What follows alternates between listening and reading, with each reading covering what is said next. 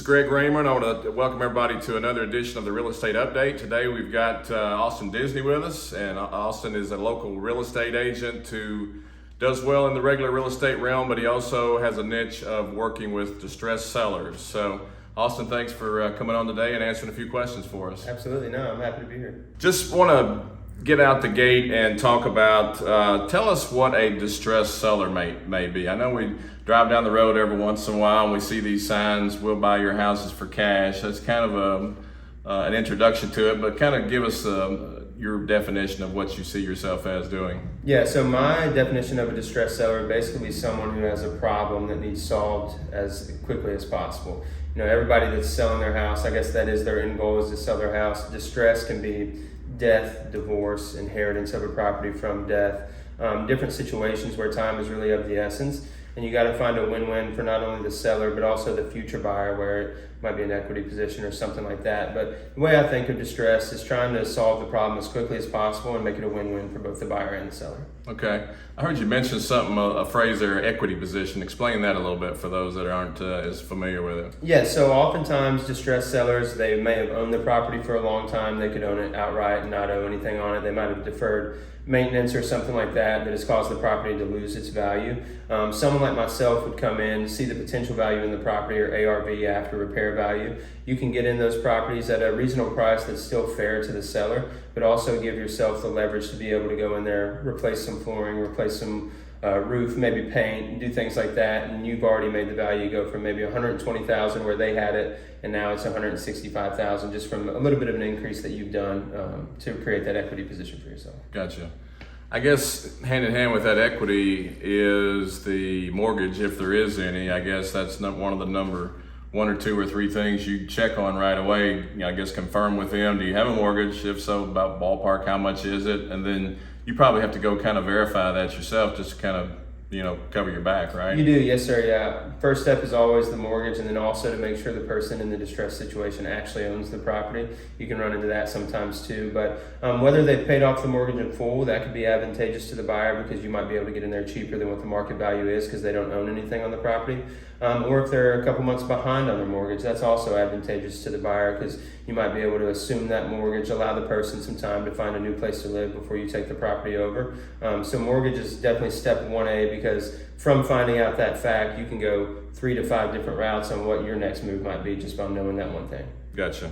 How'd you get started in that particular niche? Tell us a little bit about your background on that. Yeah, so I started as just a residential agent. One of the guys I worked with, I saw him having success with distressed properties. I kind of come to love the game of finding a property that I knew was undervalued or had maybe been mistreated by the previous owner and being able to kind of bring that property back to life, whether it be flipping it, you can buy it and hold it. There's a ton of different ways, but I kind of fell in love with the process of taking something that I know has tremendous value that might have been, mistreated or let down, and bring that value back to the property and even adding value onto it if you can. I know there's different techniques, like anything that you look after trying to find, that needle in the haystack, which sometimes it can feel like it is. Without naming any specifics, I mean, what is a couple, 3 of your favorite techniques as far as discovering how these houses and where they are? As far as discovering, what we do mainly as far as getting the client that we're shooting for is we send out just hard mailers, and it's a slow drip. We're not going to spam anybody once a week, once a month, anything like that. But maybe 3 or 4 over the course of a year, letting these people know, hey, if you ever have any interest in selling your property, we'd love to be the one that kind of has first dibs, I guess you could say. Nobody's going to respond to the first one. Very few people are going to respond to the second one. But just kind of that constant reminder of letting someone know, hey, I am interested in the property. If it's ever a thought of yours to sell, please give us a call. We have tremendous success with that. But the most important that is once you get that call, you have to follow up with them too. Because a lot of times distressed sellers are maybe uncomfortable in the selling market or buying market. So those are the ones you really have to kind of not hold their hand per se, but just be there with them step by step throughout that process to make sure that they know you're not trying to take advantage of them or anything like that, that you have their best interest in heart too. Right.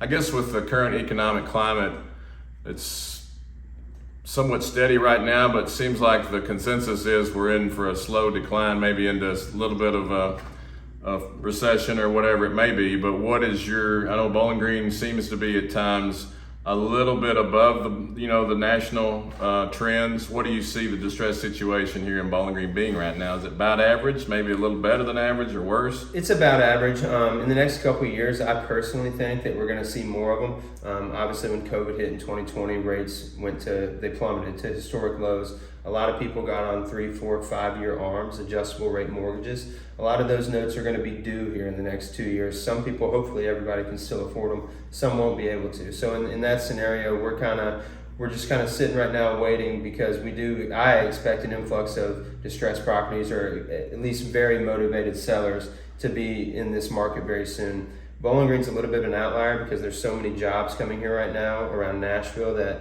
we're still very high on the new construction phase. There's really no such thing as enough new construction in Bowling Green. But with that being said, everybody that's trying to buy new construction, there's equally amount of people trying to buy a distressed property or their first home in a different area. So I definitely think there's going to be some come to the market for sure. Right now, to answer your question, I'd say it's average, but I do expect more to come. Yeah.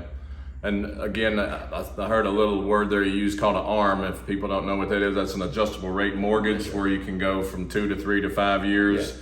And they usually get a lower than average rate because you're on such a short term. So what you're saying was most people will get these super low rates and they forget about them after 2 or 3 years, and they come due and they got to refinance at 2 or 3 times what they were paying on the interest. So that's going to be a definite factor, right? Yes, sir. Yeah. For instance, COVID, March, May of 2020, rates were all the way down 2.5%.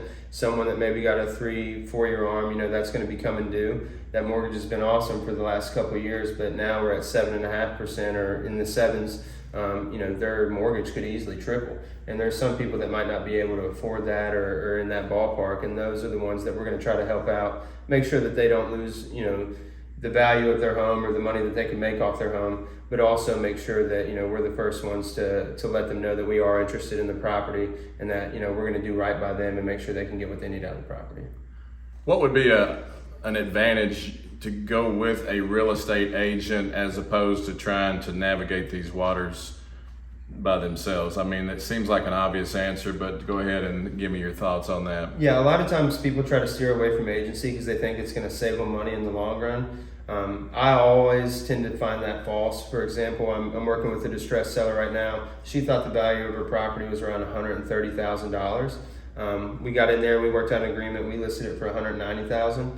Got multiple offers within 2 days, and that just kind of was like a light bulb to her. She was brought to tears thanking me for being able to get her that extra $60,000. That's life-changing money to some people, and her thought was I might try to save $6 or $7 grand in commission, when in reality she ended up making $55,000 more than what she originally thought she was going to. The old literal penny wise pound foolish. Yeah, exactly. I tell everybody, agency is one of those things you get for what you pay for. Luckily our team takes great pride in taking the opportunity we have and making the most of it for the client. So I think she knows that, and she's a very happy client right now. Absolutely, she should be. When you have a distressed seller, there's normally 2 or 3 different ways, if you go ahead and buy the property, that you can go ahead and dispose of it or keep it or whatever. Talk to me about those 3 avenues and what your personal preference is. Yeah, the ones we really target are wholesaling, buying and flipping, or buying and holding. Wholesaling would be where you take on the contract, and while you have it under contract, you might find another buyer that's willing to give you more. So you take the money, give it to the seller for exactly what they wanted, and then you're able to make that difference. My personal preference is buy and flip. Kind of reflects on what I talked about earlier. I just personally enjoy watching something that I know is worth more money than people might think and bringing that back to life. That goes back in with the ARV thing I was telling you about earlier with the bank. You can buy something, put some money into it, and then create a beautiful product at the end of it. And then lastly would be buying and holding. That's where you're going to buy a distressed property, get it rented out and hold it as a rental. Sometimes you're able to do that with the people that lived there previously. If they weren't able to get everything right with the bank, maybe they can rent from you. Or if not, you can buy it and hold it and then pitch that to some of your investor clients as well. So there's multiple avenues you can take with distress. Right. Okay. I guess obviously the most profitable route is to go the fix and flip type deal, but really with the inflation going on right now, if you can afford to hold something long term like that, the rise in value would pretty much pay for itself, especially if it's in a strong economic area like Bowling Green, right? Absolutely, yeah. I mean, I love flipping, but I do buy and holds too. Buy and hold rentals are the best of both worlds. You're going to get the natural benefit of appreciation while also having someone else pay down your loan. So you're making money in a multitude of ways. And then when you sell it, of course, it's worth more than you bought it for, and someone's been paying down your note that entire time. So that's definitely an advantageous way to make the best of the situation. But you can't really go wrong with any of those three, in my opinion. Right. Okay. Well, I think we've touched on all of the questions I had. I certainly appreciate you coming in here and talking to us today. And if I always give the opportunity for folks I talk with, if you want to leave your contact info, an email or whatever, if anybody sees this and has a question about a distressed property they may have or somebody that they know, how would they get a hold of you? Yeah, my email is austin@nexthomerealtyexperts.com. My cell phone number is posted on there all the time too. So if you just send that email, I'll be happy to answer any questions and provide value in any capacity. All right, good deal. Thank you for coming in today, and we'll talk to you guys on the next real estate update. Appreciate you coming in today. Sounds good.